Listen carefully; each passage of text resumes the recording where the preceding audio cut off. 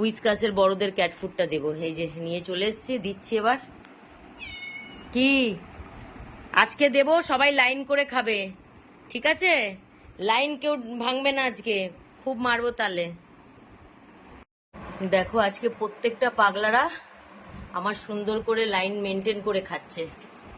দেখো এই যে দেখো, তো আজকে আমার 8 জন পাগলাই কথা শুনেছে, অন্যদিন কথা শোনে না। এ ওর প্লেটে খায়, কেউ লাইন থেকে বেরিয়ে যায়। হ্যাঁ, আমি লাইন ঠিক করতে করতে আমার মাথা খারাপ হয়ে যায়। এই একজন বেরিয়ে গেল। তো দেখো আজকে আমার প্রত্যেকটা বাচ্চাই কিন্তু আমার সুন্দরভাবে কথা রেখেছে। এই মিকি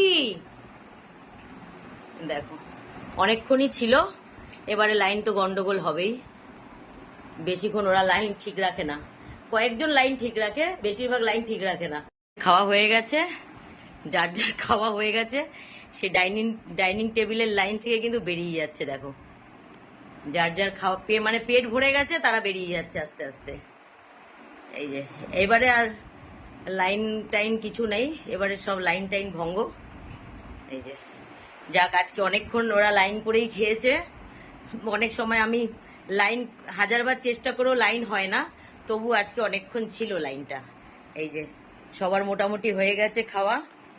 এই যে এদের এখনো চলছে।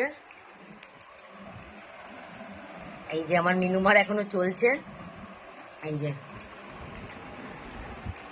এই যে আচ্ছা, ছোট কাঠবিড়ালি আবার একটু যাবে।